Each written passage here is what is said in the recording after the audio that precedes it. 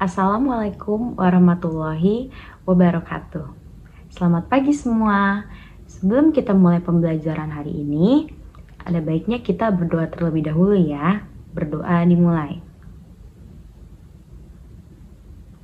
Ya, berdoa selesai. Dan karena saat ini masih pagi, kita harus semangat menjalani hari ini ya. Siapa di sini yang pernah dengar brand IKEA? Atau pernah datengin tempat IKEA-nya secara langsung? Atau mungkin lebih suka lihat-lihat dan beli produknya secara online ya? Apapun itu, kita pasti familiar dengan brand-brand semacam IKEA, Dekor Rumah, dan lain-lainnya kan? Sebenarnya tujuan dari kita lihat-lihat dan beli brand itu tuh apa sih?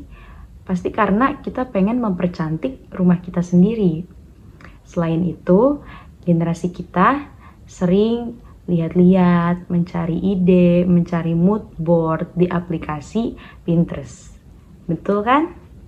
Nah, saat ini kita akan membahas tentang material dan ornamen dekorasi pada desain ruang yang ada di mata pelajaran aplikasi perangkat lunak dan perancangan interior gedung. Nah, saya kan sudah mengirim materinya di Google Classroom minggu lalu.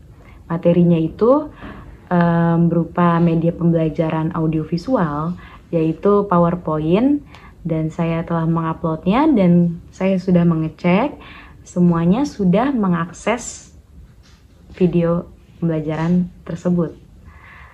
Kemudian sekarang saya akan menjelaskan secara lanjutnya ya, lebih lanjut dan lebih mendalam dari media pembelajaran yang telah saya kirimkan di Google Classroom pada minggu lalu.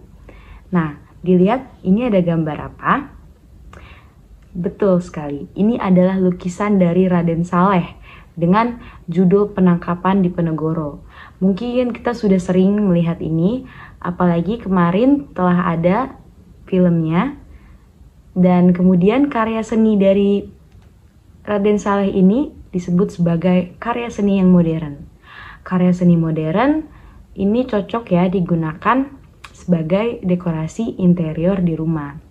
Karena karya seni modern ini akan masuk dengan berbagai konsep dan tema dari rumah, serta bisa masuk untuk ruang tamu, kemudian kamar tidur tamu, kamar tidur utama. Itu akan sangat cocok karena karya seni modern sangat adaptif dengan tipe-tipe rumah saat ini. Kemudian di gambar ini adalah gambar dari wayang. Betul? Terutama lebih tepatnya adalah wayang golek. Dan wayang golek ini berasal dari Indonesia, dari Pasundan, Jawa Barat. Dan wayang ini adalah karya seni tradisional seperti yang kita tahu. Dan wayang ini bisa dikreasikan dengan berbagai cara untuk menjadi interior rumah. Interior rumah seperti contohnya adalah motif kap lampu. Kap lampu yang ada di rumah itu bisa dijadikan seni kriya. Dan seni kriyanya itu adalah dengan motif wayang golek seperti itu. Atau bisa juga dengan dijadikan sebagai hiasan dinding di rumah, hiasan dinding di kamar, atau hiasan dinding di ruang tengah. Itu banyak sekali ya, bisa ditaruh di berbagai tempat di rumah. Dan ini sebagai dekorasi interior yang menampilkan hal tradisional dari Indonesia. Karena seperti yang tahu banyak sekali hal-hal tradisional yang sudah mulai hilang, dan alangkah baiknya kita menaruh berbagai elemen-elemen tradisional di rumah kita sendiri. Tentu saja itu akan menambahkan ciri khas dan menambahkan estetika seni bagi rumah kita. Seperti itu. Dan selanjutnya bisa dilihat ini adalah gambar dari jenis arsitektur Victoria. Jadi arsitektur itu ada banyak sekali macamnya, dan Victoria ini salah satu yang sangat terkenal, sangat sering dimasukkan ke dalam movie dan berbagai macam. Jadi arsitektur Victoria ini banyak digunakan di negara-negara Inggris, Amerika Serikat, dan juga Australia. Jadi ciri khas dari jenis arsitektur Victoria ini seperti jendelanya, yaitu jendela geser. Kemudian jendelanya itu berongga ya. Dan lantai 2 atau lantai 3 ini menjulang tinggi dan bentuknya itu asimetris. Terbalik dengan jenis arsitektur modern yang cenderung memiliki bangunan yang simetrikal. Seperti itu, karena arsitektur Victoria ini adalah arsitektur zaman dulu, sehingga memiliki ciri khas yang tentu saja berbeda dan memiliki pandangan yang berbeda dengan jenis arsitektur modern. Kemudian yang kedua dari foto ini adalah arsitektur Bauhaus.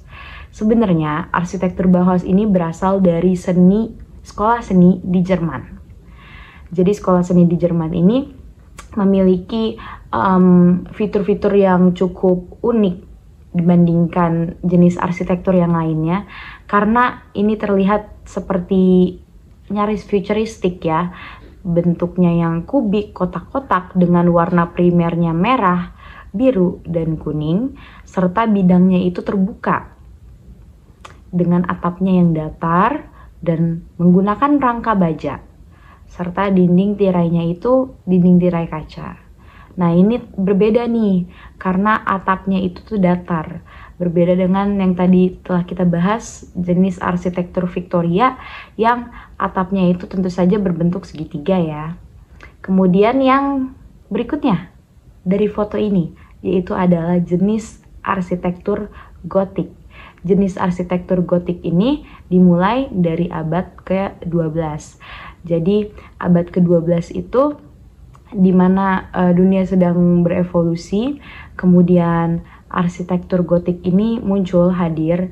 Sebenarnya ini banyak disalahartikan dengan jenis arsitektur dari Victoria. Jadi kalau arsitektur Gotik itu gayanya itu lebih dekoratif, kemudian dibandingkan dengan klasik ini jauh lebih dekoratif, jauh lebih ekspresif dari jenis arsitektur lainnya. Dan saya yakin kita semua juga sangat familiar dengan jenis arsitektur Gotik sendiri. Kemudian dindingnya itu lebih tipis dibandingkan arsitektur klasik. Kemudian kolomnya, struktur kolomnya itu juga lebih tipis. Kemudian ada jendelanya. Jendela itu didekorasi dengan kaca patri dan dirancang untuk menarik perhatiannya itu ke atas. Seperti itu. Jadi tadi itu telah saya menjelaskan berbagai hal tambahan yang tidak saya dalami dalam media pembelajaran yang telah saya kirimkan untuk kalian mempelajarinya sendiri di rumah kemarin. Kemudian berikut ini adalah foto. Kalau dilihat dari desain interior yang mencakup secara keseluruhan, termasuk furniture, jadi yang mana yang memiliki nilai estetika yang lebih besar? Foto yang ini atau foto yang ini? Bagaimana pendapatnya? Ya, betul. Foto yang kedua. Kenapa sih bisa kayak gitu? Ada yang bisa menjawab? Silahkan tunjuk tangan. Ya, silakan. Ya, betul sekali. Betul sekali. Jadi, terima kasih atas jawabannya. Kenapa itu lebih baik? Karena pertama, perpaduan warnanya. Perpaduan warna yang digunakan secara furniture itu sangat bagus. Sangat perpaduannya itu sangat baik.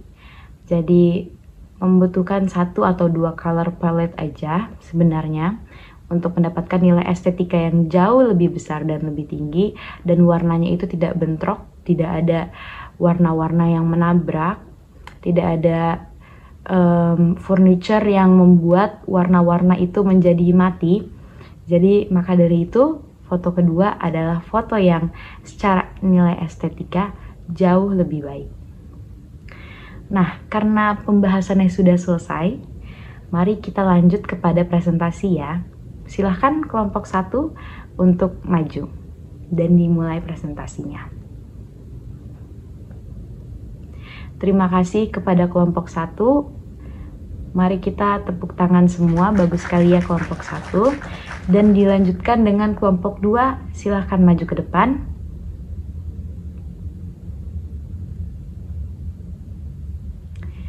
Ya, terima kasih kepada kelompok 2. Silahkan beri tepuk tangan kepada kelompok 2. Dilanjutkan dengan kelompok 3. Ayo silahkan maju.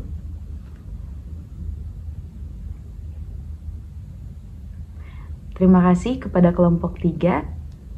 Mari kita beri tepuk tangan semuanya. Silahkan maju kelompok 4.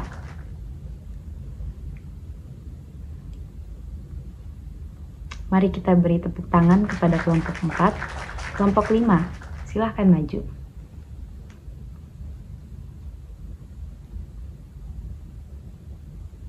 Ya, terima kasih kepada kelompok 5. Sangat bagus ya presentasinya. Mari kita semua beri tepuk tangan. Baik, silahkan tepuk tangan untuk kelima kelompok yang maju. Materi yang digunakan sudah sangat tepat dan penjelasan materinya sangat mudah untuk dipahami. Terima kasih kepada kelima kelompok dalam menjelaskan materi yang saling bersinergi satu dengan yang lainnya, yaitu material dan ornamen dekorasi pada desain ruang. Kita telah mempelajari hal tersebut, maka mulai saat ini kita telah memahami material dan ornamen dekorasi pada desain ruang. Saya sudah sangat senang dengan suasana kelas ini yang sangat interaktif. Tolong dipertahankan semuanya.